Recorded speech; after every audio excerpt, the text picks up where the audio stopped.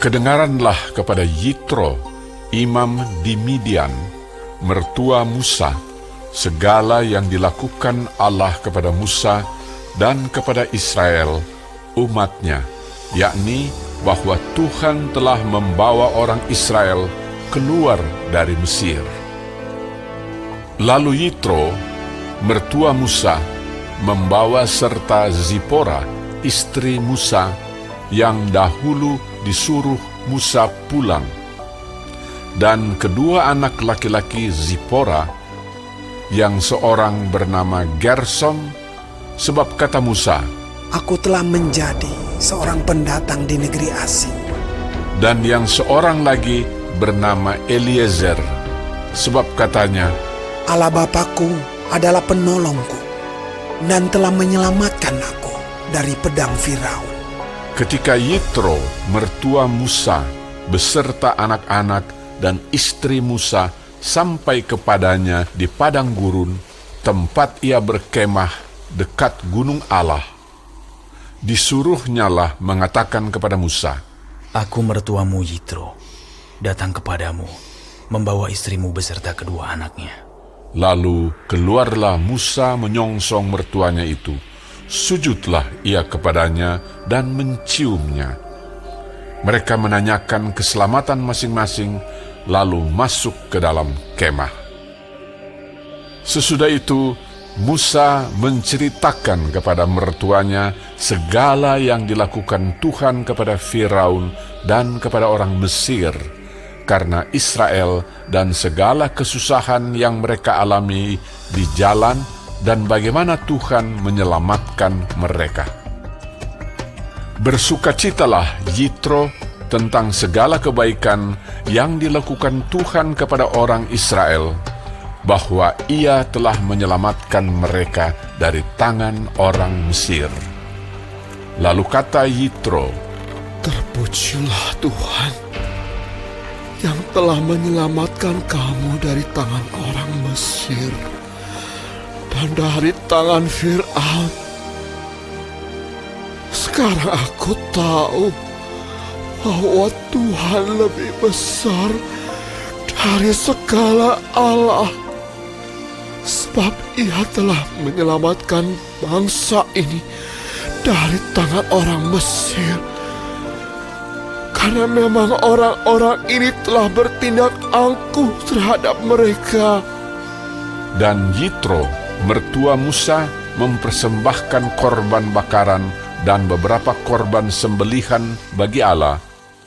Lalu Harun dan semua tua-tua Israel datang untuk makan bersama-sama dengan mertua Musa di hadapan Allah. Keesokan harinya, duduklah Musa mengadili di antara bangsa itu, dan bangsa itu berdiri di depan Musa dari pagi sampai petang. Ketika mertua Musa melihat segala yang dilakukannya kepada bangsa itu, berkatalah ia, "Apakah ini yang kau lakukan kepada bangsa itu? Mengapakah engkau seorang diri saja yang duduk, sedang seluruh bangsa itu berdiri di depanmu dari pagi sampai petang?" Kata Musa kepada mertuanya itu, Sebab bangsa ini datang kepadaku untuk menanyakan petunjuk Allah. Apabila ada perkara di antara mereka, maka mereka datang kepadaku, dan aku mengadili antara yang seorang dan yang lain. Lagi pula aku memberitahukan kepada mereka ketetapan-ketetapan dan keputusan-keputusan Allah. Tetapi mertua Musa menjawabnya, "Tidak baik seperti yang kau lakukan itu. Engkau akan menjadi sangat lelah, baik engkau, baik bangsa yang beserta engkau ini. Sebab pekerjaan ini terlalu berat bagimu. Takkan sanggup engkau melakukannya seorang diri saja. Jadi, sekarang dengarkanlah perkataanku. Aku akan memberi nasihat kepadamu dan Allah akan menyertai engkau. Adapun engkau, wakililah bangsa itu di hadapan Allah, dan kau hadapkanlah perkara-perkara mereka kepada Allah. Kemudian, haruslah engkau mengajarkan kepada mereka ketetapan-ketetapan dan keputusan-keputusan, dan memberitahukan kepada mereka jalan yang harus dijalani dan pekerjaan yang harus dilakukan. Di samping itu, kau carilah dari seluruh bangsa itu orang-orang yang cakap dan takut akan Allah, orang-orang yang dapat dipercaya dan yang benci kepada pengejaran suap. Tempatkanlah mereka di antara bangsa itu menjadi pemimpin 1.000 orang, pemimpin 100 orang, pemimpin 50 orang, dan pemimpin 10 orang. Dan sewaktu-waktu mereka harus mengadili di antara bangsa. Maka segala perkara yang besar haruslah dihadapkan mereka kepadamu.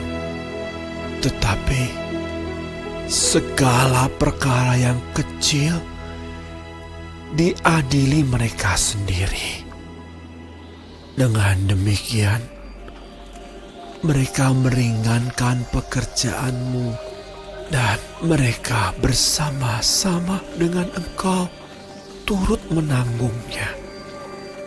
Jika engkau berbuat demikian, dan Allah memerintahkan hal itu kepadamu, maka engkau akan sanggup menahannya, dan seluruh bangsa ini akan pulang dengan puas senang ke tempatnya.